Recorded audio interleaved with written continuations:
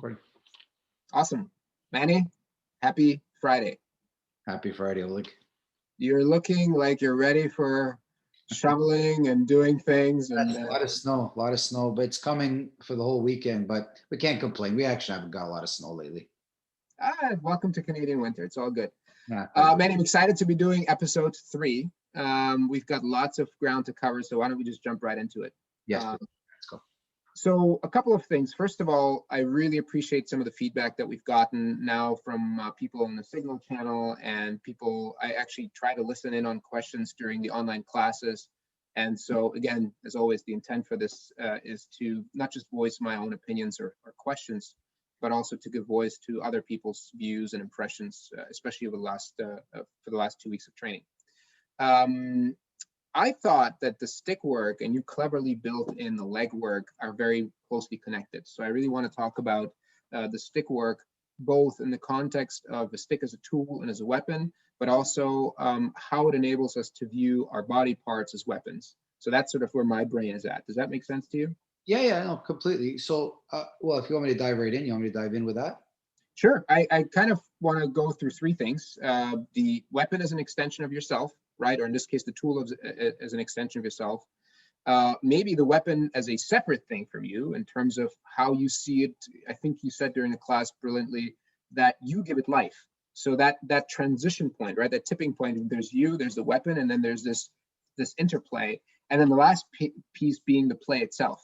Because I couldn't help myself, but throughout the 3 weeks of working with stick, I remember Charlie Chaplin, dancing with a walking stick. I remember people balancing in a circus. So I think the play part and watching around play with a stick really hammers it home for me. You got to play with these things. You can't just do it once in a blue moon when we actually cover the weapon. So those are the 3 things I have in mind, and we can go through them. I have some questions, but we can go through them however you think is right.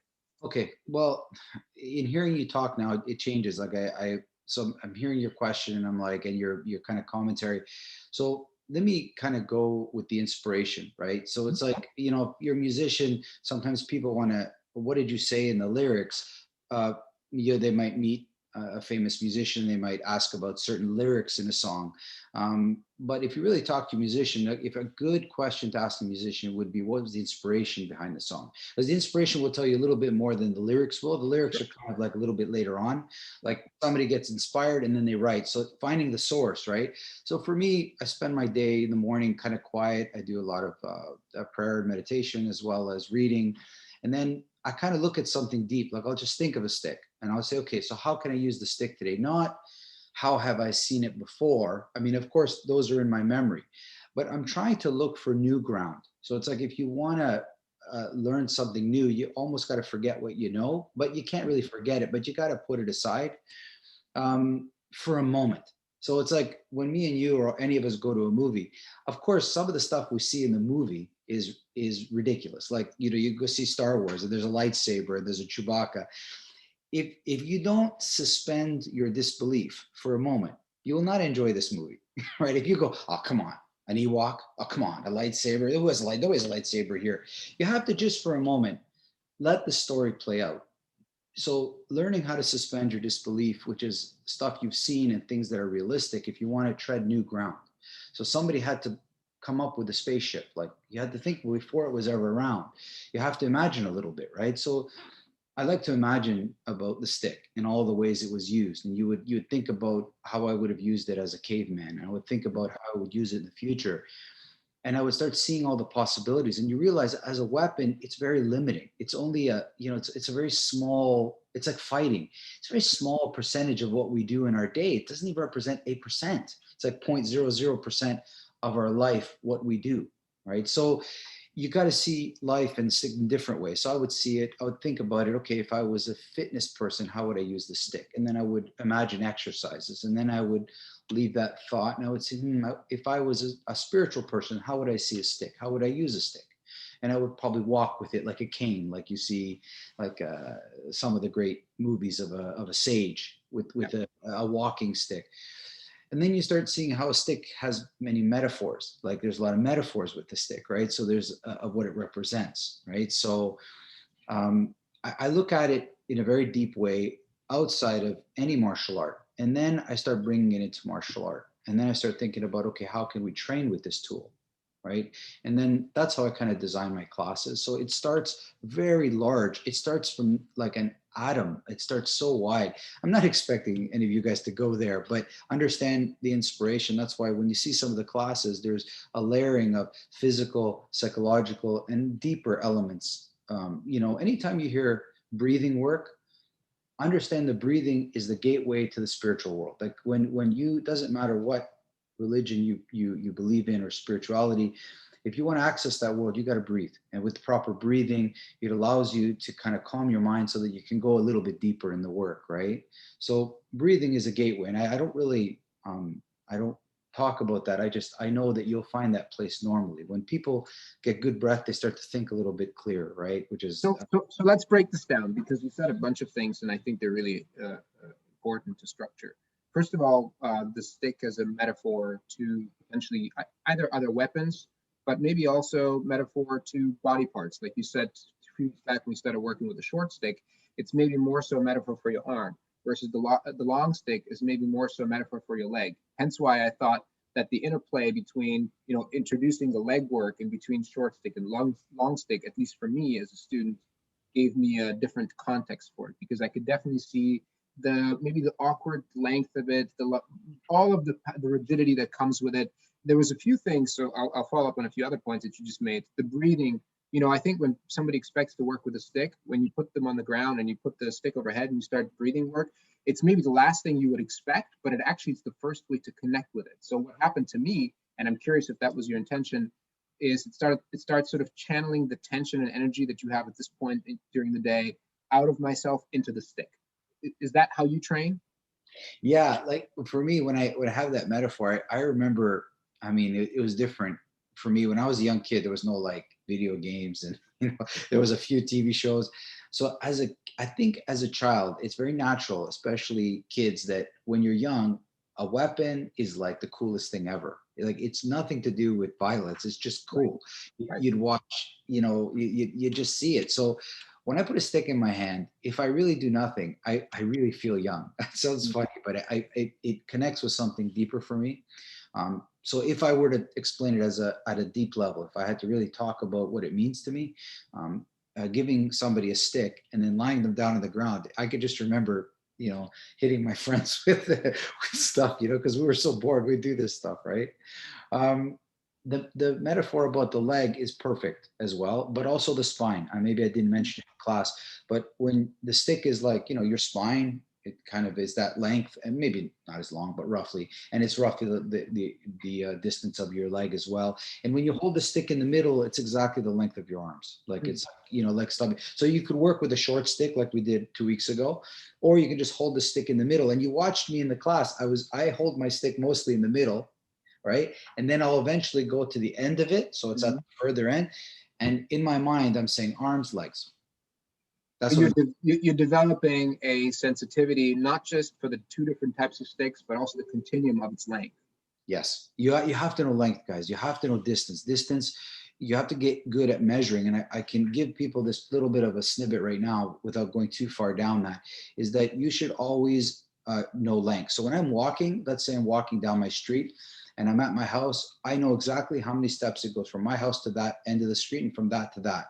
And there are other times I'll be in an area I don't know, and I'll sit there, I go, I bet you it's 20 steps to that car. And I'll count. And guess what? You'll get good at knowing distance, because distance is the first thing for self-protection. You have to know when the distance that you can run, the distance to gauging like what's really safe, right? It's very important. There's like there's some good footage of an old police tape where if there was an assailant with a knife and he were to run at you, how fast could you draw out your gun and shoot? Meaning for a police officer. Back in that day, the video is like, must be 30, 40 years old. And people are surprised at the distance. It's like 20 feet, 30 feet, like it's far. People don't realize it takes a long time to pull out your gun before that guy's on top of you. And people think that distance is safe. 30 feet is a far distance. That's a far distance. And Let it's me cover. Let so, me cover. so practicing distance is important. So when you're measuring the stick and this, you're building into your training a valuable skill set understanding distance. This is So distance for the sake of precision, right? precision, to know what is what. When do I run? When can I not? When should I not even touch that? Like you got to know, like in driving, the distance with which you can brake safely. If you don't know that distance and you hit the brakes at the wrong, you'll end up in the middle of the intersection. You So to stay with that metaphor, how would you say is precision work different with a long stick versus a short stick? just measure, just it's getting used to Getting the comfortable with the different lengths, ultimately. different length. Yeah, like it's just you got to know, it's a sensitivity thing. Like when I played baseball, I knew how hard to throw the ball to somebody at first, to somebody at home plate. Like there was a Yeah. different distance. And look how complex that is. You see a kid just pick up a ball and he knows how hard to throw it to the different bases in baseball. The same with the stick. The more you use it, the more comfortable the distance, right? What's interesting is I find that the stick itself, not to get into detail because we talked last time around about how to choose a stick and how to make your own stick, but I find that I'm so used to my stick, the way it feels, and or my two sticks, I have a short stick and a long stick. The moment I end up in class, would say with a stick that I haven't trained with before, there's like a few minutes or maybe a longer period of time of getting to know it. Its weight, its thickness, and the way it feels in your hand. I almost think that there is value in switching up these sticks just to not get content with one size, because the whole point is not to. I had this joke. I wanted to not joke, but a kind of a funny thing where I wanted to take all the Olympic athletes that sprint, right, the sprinters, and tell them, okay, you have to, on the race day, nobody can wear their shoes. You all have to run barefoot. And the same with golfers. Okay, you're paying the PGA Tour, but you have to use another person's clubs. You have to Yeah. switch clubs and watch. You're so Lose their comfortable. minds. Oh yeah. They lose their mind. Each club is so personalized that it's hard for them to use somebody else's. They'll complain like nobody's business, right? Funny. So it's just funny, like we get so comfortable with it, right? On that day. So And the Systema paradigm is interesting because I think one of the big differences that I see in Systema, I'm curious to hear your thoughts, is that Systema is all about working with unknowns and not being too comfortable in one thing, right? If you look at other martial arts, the kata of such and such, dan is very consistent. Everybody does the same kata in the third black dan, right? In the black belt third dan. Whereas in Systema, there's intentionally none of the structure, because you need to be able to work from surprising circumstances and from surprising positions, as you put it, right? So just to maybe kind of cover off this point on the stick work, and as an extension of yourself, I am very different times of day.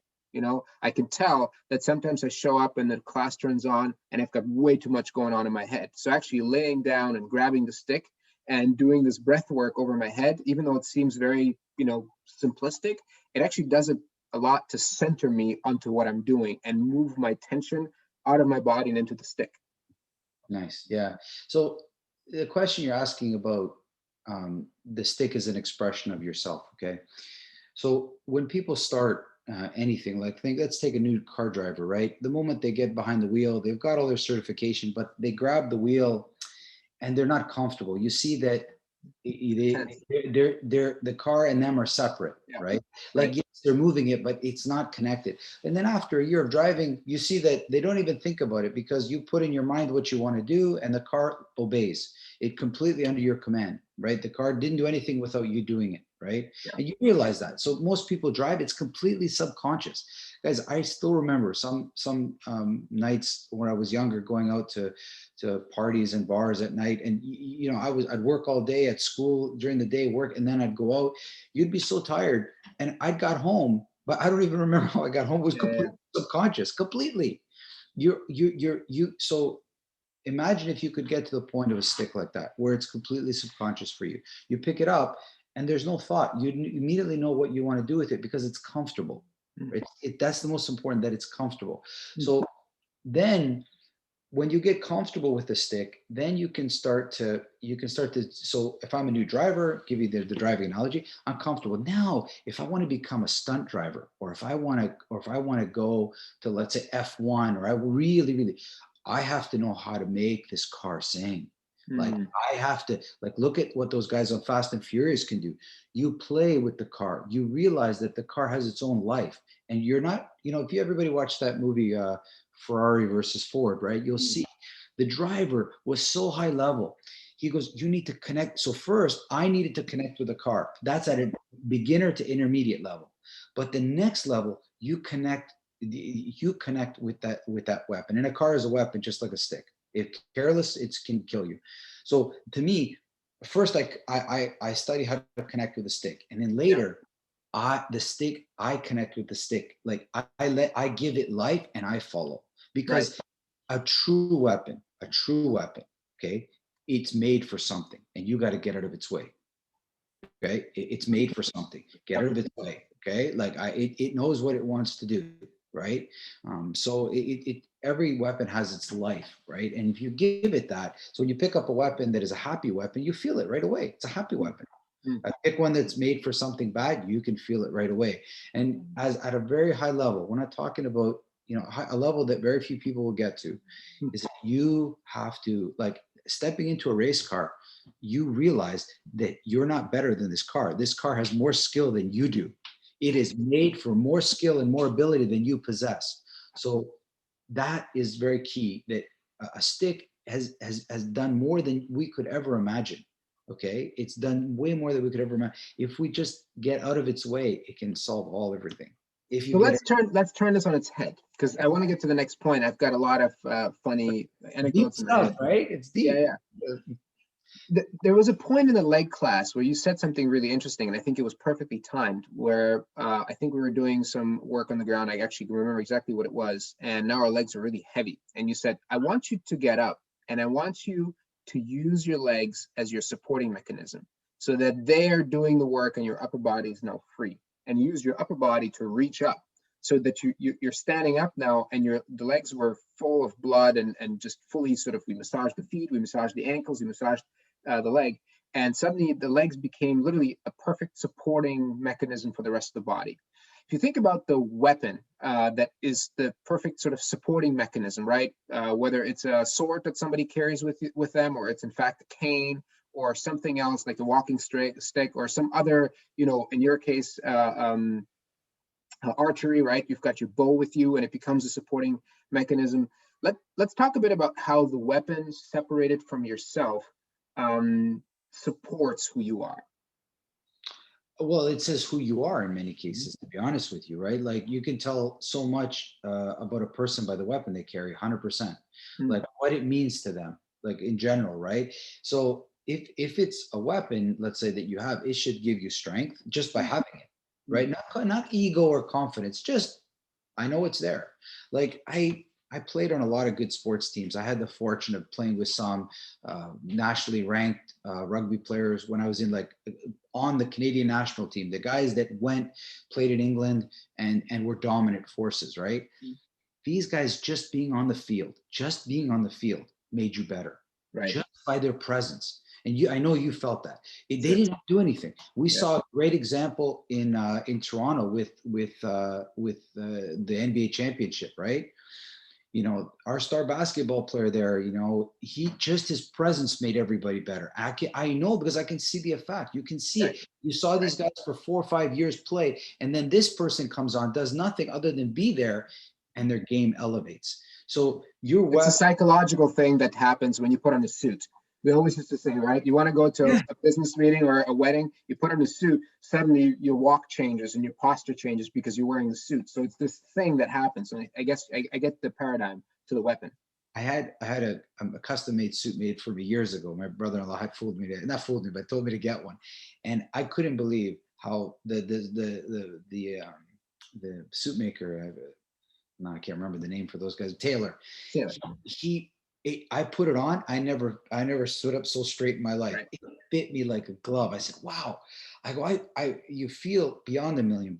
The weapon, it wasn't. Of course, it could be ego, it could be cocky, but that's what it was for me. I felt so good.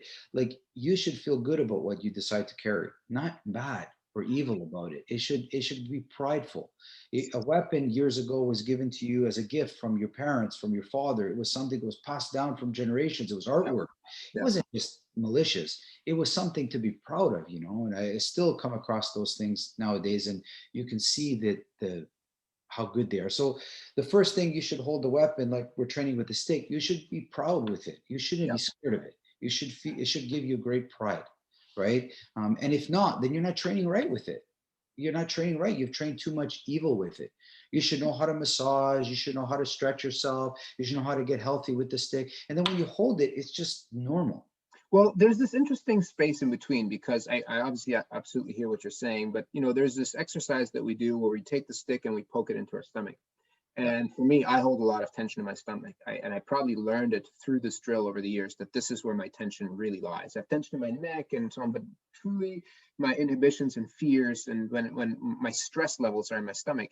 And it's amazing how no matter how tough I am and how hard I try, I could never ever get to these parts with my fingers. But when the stick is there, right, I can get to parts of the stomach that really, really make me realize I need the tool to get there. Do you want to talk about that a bit? 100%. So listen, this is the condition. So um, not to pick on anybody, but let's so if you're in a job where it requires you to bite your tongue a lot, Mm. you find lots of tension in the jaw. Okay, Mm. teachers have this problem. Um, Mm.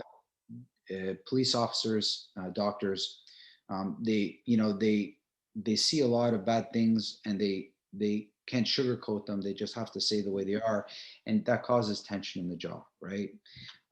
People that work in business with lots of stresses and different factors, it's not a they're not necessarily biting their tongue, but they have lots of things going on, and it worries, right? It's more like a worry, right? That's why you see, as men get older into their 50s, they have that little bit of a stomach.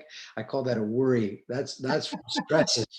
That's not, no, because you see them fit everywhere else. Everywhere else has big legs, strong arms, you see, but then they have the belly, and they'll laugh at it. But that's because the stress that you have from your parents are still around, you have kids, the wife, you have all, and you control everything, and Right. you put on weight a little bit easier because of that, right? That research is documented well by nutritionists, right? If you stress somebody, they gain more weight than normal, right? It's quite common. We laugh about it all the time. It's lots of stress, and it's totally normal. But when you push into the stomach, okay, when you push into the stomach like that, once you get past those muscles, like the ego muscles, the six-pack muscles, the ones underneath that, those are the involuntary muscles. You're trying to get to those ones, okay? Mm. Um, and I remember the first time I saw this was so long ago. Michael had come and showed all of us this kind of work, and it was so painful. Like literally, Oleg, he would shove it in, it was almost the ground, and then start to twist. And the twisting, it grabbed every muscle fiber in your whole body, and you would contort. And I was so pleased with the results. I felt so much relaxed because I was working in a busy office at that time, and there was lots of stresses, and I felt great. So I couldn't believe, Unlock. He's like a key. yeah, You unlock. unlock But these. there's no explanation. It was just this short fat guy comes in. Not to make fun of him, he knows I love him, but he's showing this amazing stuff with no science, but just his knowledge. And I'm trying to explain it to friends of mine, and they think it's crazy. And then just 2 years ago, somebody has now invented a machine that you lie on, that stick two sticks that stick into your stomach. And this was to release tension. I couldn't believe it. It was, guys, some stuff, again, please learn how to suspend your disbelief. I can't stress that enough. Too many people have an opinion, and it begs to differ. Is your existence to show everybody that you know what you're doing, or is your existence to learn the stuff that you don't know? Hmm. I don't know. Like, you have to fall in two categories. I know I'm not so judgmental. I try things. You want me to go out into the cold snow? Okay, I'll do it. A lot of people judge that. You want me to dive in a freezing lake? I'll try it. Like, I don't, Yeah. you want me to fast for 3 days? I'll try it. Some people, I tell people, they think that's crazy. I'm like, Can I take a quick detour? I wanna do a quick shout out because I thought of when I was thinking about doing our chat this morning, I realized that people may not know that you train every day, right? You train sometimes multiple times a day. every day. So tell us, what was the last time you trained in the last 24 hours? What did you do? Oh, yesterday, last night. Last night, I got onto I have a bicycle set up downstairs that is set up for Olivia. And then I also use it once in a while, but I use it not like you guys think. I have it's called an elevate mask. It basically simulates high altitude training. Yeah. And it is set up so that it limits my breath to only 1/3 of its ability. So you cannot forget about your breathing. It's not possible. You can't, like, when you're doing exercise, there are a lot of times you often hear Yeah. you forget your breathing because but when it's restricted to only 1/3 of its capacity, so 2/3 less, okay, you sound like Darth Vader. You're like, Yeah. and at first I did it as a way to challenge my breathing, a way of challenge my breathing because I do it so much. I need to challenge. There's not too many mountains in Toronto, right? So we're Yep. limited. Maybe if I was West Coast, we would Yep. have more options to go do that. And then I started to do it as a psychological thing because when you restrict breathing, it's kind of a panic. You And got to get through it. You got to push well, yeah, through it. but without saying I want to hammer. I've lost my breath and I need to be cool. It's like the person that's choking on something but can get a little bit of air. I'm trying not to panic. I'm good. I'm not getting the same air. I'm good. Mm. Right. If anybody's ever been winded, hit in the stomach hard, but you can get a little bit, like you get that. That's good enough. Right. And just relax and it'll open up. But they panic and they go to the other side. Mm. So I'm trying to work as hard as I can on my bike without inciting panic. I'm trying to keep calm and I'm trying to be able to, and then that was that training for that day. I'll probably do that again in a month. Like Right. I try to vary my training. I try to train by And what? how did you decide to do that exercise? I had an interesting, stressful event in the morning at the bank. It was quite comedic. Only my family knows when I go, guys. When I decide to go, like when I get mad, I don't hold back. That doesn't mean I'm violent, but when I bit my tongue long enough, I say what I've got to say. I'm done. Okay, so I let it go, and that was a good one. It was epic for me. It was top So five. you knew you had that tension built up in you and you needed to let it go. That was the decision. Deserve it. When I always tell you guys, I go, don't ever assume the person that's getting beat didn't deserve it. Don't ever assume when you see a mad person that the person yelling is not fully justified. Do you want to share a bit of the comedic, or should we move on? Because We got to move on. I okay. can't. It's funny, but I had a little bit of that left in me, and I wanted to get rid of it. So I got rid of it by connecting with it, going for a little ride, and then moving on. And that's Perfect. what I do. I got you. One more question on the whole idea of sort of separating your weapon, and maybe the point is actually there was an exercise that we did whereby it was a surprising twist to the class where we isolated the stick in our hands and now started to use our legs to move. And the reason it was surprising is because up until that point we were working with the weapon, we were becoming one with it, and it was this tool of the hour, right? It was a tool of choice. And suddenly we had to shift to using our other tools, in this case our legs, right, to initiate movement, to get up. And I could actually see people on the online class that are saying, what do you mean by isolating the weapon? You want to talk about this for a minute, and then we'll go to the last part, which is playing. 100%. So think of, so I'll give you some analogy. Think of a waiter, right? He's got a tray full of food and he can't move his arms. The legs have to take him. And I've seen, if you've ever seen some good waiters, maybe not now because of everything, but they can, their whole body is frozen. They navigate. And the legs are going, right? Anybody that's been a professional, where you have trained some military guys, you've got your rifle, it's in the set position, but your legs got to take you everywhere. Everything is set still, right?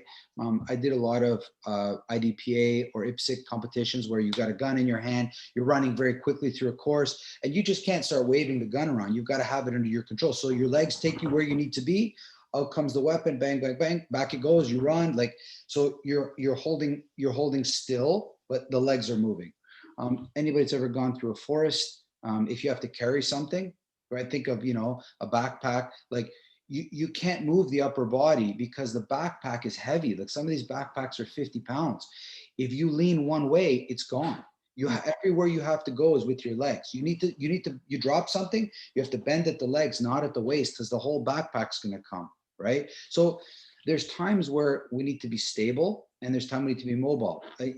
When I wrestled in high school, I remember, guys would lock up in wrestling, they'd grab your head, grab your arms. So everything was really strong up here, but they would adjust with the legs like beautifully. really good leg work. So there are times where, you see it in judo, the guy will grab somebody in a locked position and then just jump and do this like leg scissors thing that turns into a roll in the middle of the air. It's spectacular. And in gymnastics, you see it with the iron cross. Guys will stabilize their upper body, and then all of a sudden they're doing all this kind of stuff with their lower body or torso for that matter. Yeah. Right.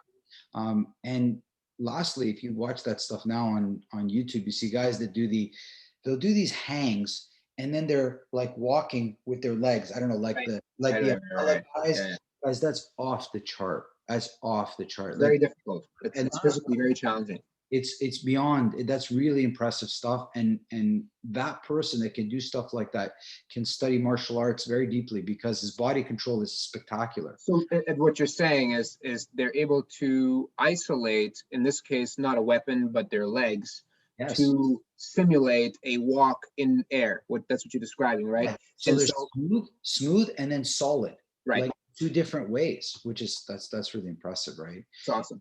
That's Yeah, awesome. that stick metaphor. So stick can be free or it can be solid. Like you can take strength from it, or use it freely. It's your choice.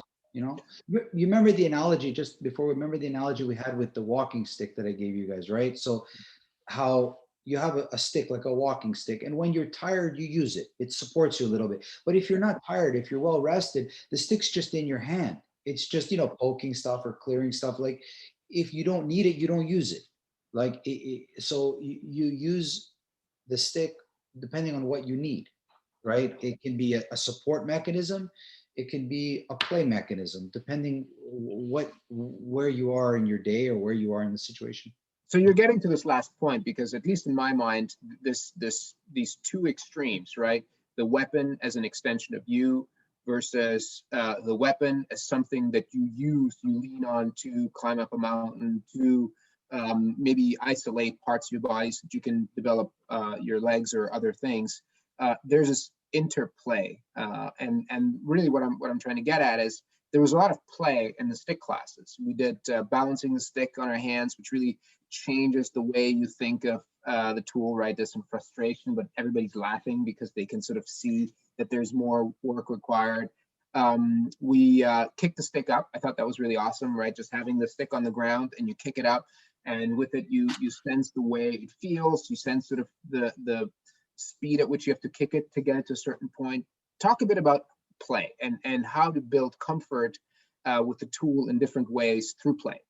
Yeah. So the research on play as a learning tool is already well documented. So anybody that is not sure about that should really look at it. We learn best through play. Okay. And as we've evolved in this way, there's wonderful books written on the playing man. Where the more you play, the deeper it can go. And what's nice about play is that you can fail. Right, like you can fail a lot. You can develop lots. Like balancing the stick, you're constantly failing. Yeah, and you're okay with it. You're okay with it. You got to fail. You got to be okay with failing, right? And you can make those things so hard. Like look at Cirque du Soleil. Like what those circus performers do is pretty phenomenal. You think they did that in one day? There was years, a lifetime of training to balance a chainsaw on top of your head while you're juggling the ball on your legs. Like it's off. And you watch any of the songs. So is it training or playing? It's both. Training. So training happens naturally when you play. I used to play with a baseball all the time, and then all of a sudden I played a baseball game. It was the same skill set. So play should really be 80%. Don't be too serious, guys. There's nobody at the end of their life that's going to say, "I wish I was more serious." Okay, as you're on your deathbed, nobody's going to sit there and say, "I wish I was more serious in this life." You're going to say, "You wish you laughed and you played more." In general. So please remember that and play. Don't get too serious in training, right? Play. There is a role for seriousness. I'm not saying no, but that happens naturally. You'll see it. Somebody will piss you off. It happens naturally. You don't need to look for it. Just spend most time playing, right? Like, so that would be one. And then you play with the stick at the furthest point of you. So where it's the safest, like over here, right? And then as you get comfortable, it comes closer and closer and closer to you. And the closest expression is it's right on your body. So you actually start working with the stick, like right on your body, around your neck, around your head. Like you use it as like a lever, like any plane, and it becomes a lever, right? So it becomes very architectural at that point, being an architect, right? Like levers and pulleys. But you start far away, getting comfortable, and then yeah, like that, Yeah. exactly. But the closer you get, it's a feel thing. There's no thinking. It's a feel. You feel it on your body, right?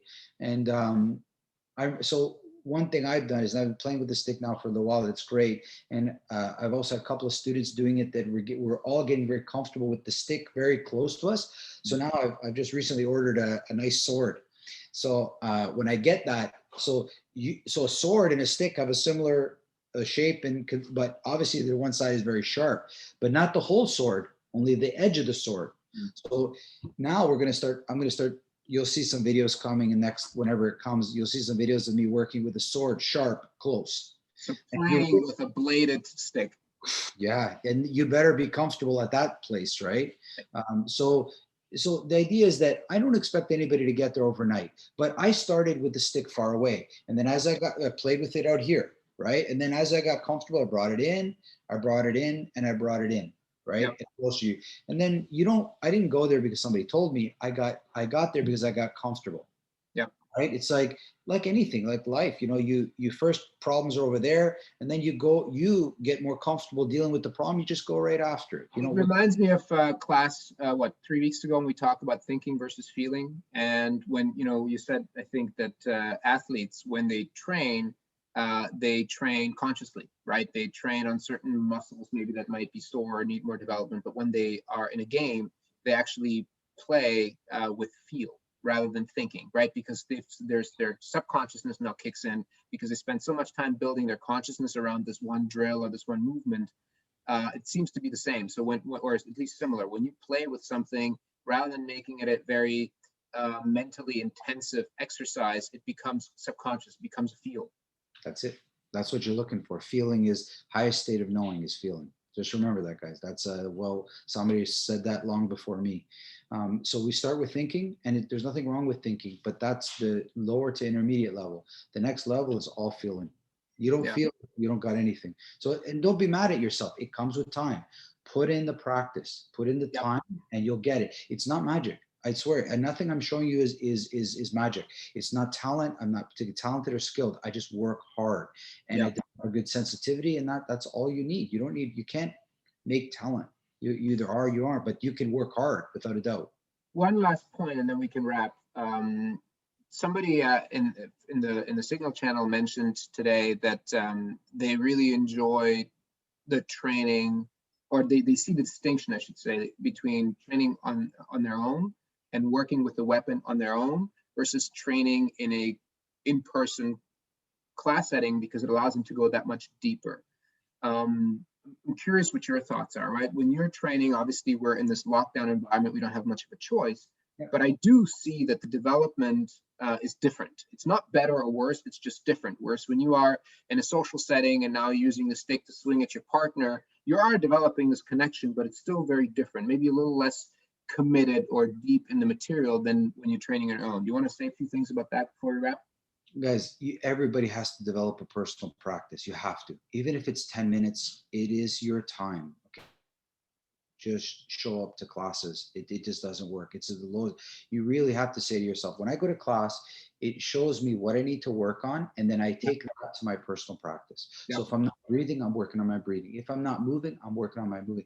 10 minutes. It does not have to be earth shattering, right? But now, given the situation, and everybody's kind of working on themselves, I think you're going to see a huge advantage for the people that have taken the time now and use this time to their benefit when eventually things go back, whenever they go. It's out of my control, but I know that when I've done there, I've done everything I can to get myself as ready as I can for those days. And this is priceless time. I can't say. And the Signal channel, guys, is awesome. For those of you that are watching, Signal is a messaging app that is awesome, and we have a group on there where we chat, and I'm so happy about it because in the future, let's say in a month from now, if the weather improves, I want to get outside. If we can get outside and we can train in a park, I want to be able to send out a message in a moment's notice and we can go. I don't want to be sending emails. I want to be able to connect very quickly with you guys and go train as soon as we can. So please, if you're not connected on Signal, if you don't know, send me an email and I'll get you hooked up on the Signal channel. Yeah, a few things that I'm glad you're saying this. The value, I think, of other or additional communication channels for the club is that sometimes when we train and you ask us for feedback, it's tough to think it through because you're so deep in what we're doing. But then I think the whole premise for this video cast or for the Signal channel is so that as we see applications or maybe questions about our training, you can now address them in a different format. So we don't have to, necessarily be quick on our feet when we're training to think about a question, but rather we can prep. So guys, please use these channels, communicate with us. Yes. That'll make us much better at addressing these questions and thoughts and points and ideas during these video casts. Why don't I wrap up? We're at like 35 minutes or so, and I want to make sure we covered a lot of ground. We talked about the stick as a metaphor to not just other weapons, but also to our body parts. In this case, the long stick representative of your spine, as you said, as well as your leg. And ultimately, what I think is most amazing, the deepest sort of learning I've had over the last couple of weeks about the stick is how much of an extension it is of ourselves, right? Our current state and well-being, level of flexibility, level of tension is very well reflected in the stick. And there's a lot of drills that you showed to train that, to feel that. But then we also talked about the stick or the weapon as a separate thing, and you give it life the moment you pick it up. Not necessarily by just extending who you are, but also by leveraging what it is, right? Leveraging its stability to pull yourself up on it, or to maybe stretch through it, or maybe use it as a walking stick, as you said, and suddenly turning it on when you really need most help climbing up a mountain. And then ultimately, these two extremes, if you will, are connected by a play in between, right? The space in between, to understand it, you really need to play with it to develop that gray zone for yourself, right? The many shades of gray in this case, you really, or in this analogy, you really need to play, and you show different ways of playing with it that are unexpected, right? Kicking a stick up to figure out where it lands in the air, so to say, or balancing the stick on your hand or on your finger or on your nose, as your friend does, helps you get a better sense for what the tool is. So I think from a stick work perspective, there's so much more to explore. But over the last couple of weeks, I really gained a lot. Thank you, Manny. You're welcome, Mike. I'm so glad. Thank you, Oleg. And everybody, just keep training. I'll see you all online. See you soon, guys. Take care. Take care. Thanks.